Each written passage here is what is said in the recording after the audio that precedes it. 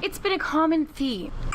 The president leaping into contested nomination fights, doling out endorsements at times several times a day. And with a single tweet, President Trump is effectively deciding primaries. He's tough, he's smart. Like his endorsement of Congressman Ron DeSantis for Florida governor, taking him from underdog to clear frontrunner. The president intervening in a way GOP strategist Brian Walsh says his predecessors never could. We also didn't have was Twitter before when George Bush was in office or other folks. But they also didn't necessarily have the platform that and he's putting that to use. But the president's role as party kingmaker has caught some candidates and Republican operatives off guard. In certain cases, it's certainly frustrating for party officials who are carefully managing some of these races that there's not necessarily a process of vetting certain candidates. You have a situation where the president is coming in to endorse someone like Chris Kobach in Kansas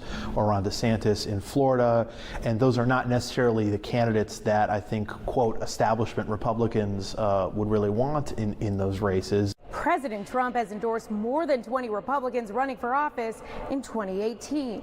And while many of them have done well in their primaries, some experts worry about their prospects ahead of the general election. So you look at Kansas, for example, or Florida, arguably you have a candidate who's not the strongest candidate to face the Democrats in the fall. Everyone knows my husband Ron DeSantis is endorsed by President Trump. In more purple states like Florida, a presidential endorsement could have consequences later. If you're going to embrace the president and the president's going to embrace you in a primary, that creates some kind of tailor-made material for the general election. You'll probably see Democrats try to revive that strategy and use Trump against Republicans, particularly after some of these primaries are over. This is only the beginning. President Trump has recently vowed to campaign 6 or 7 days a week this fall for vulnerable Republican candidates. In Washington, Samantha-Jo, Spectrum News 13.